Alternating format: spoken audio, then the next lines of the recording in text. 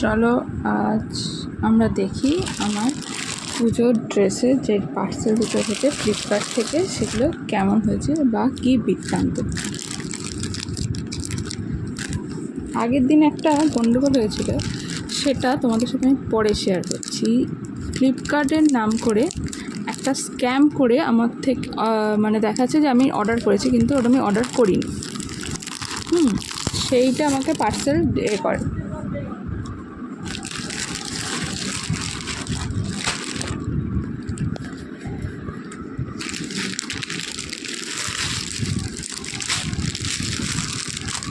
Wow, যেটা আমি order করছি ঠিক সেম জিনিসটা এসেছে, সেম ডেটে।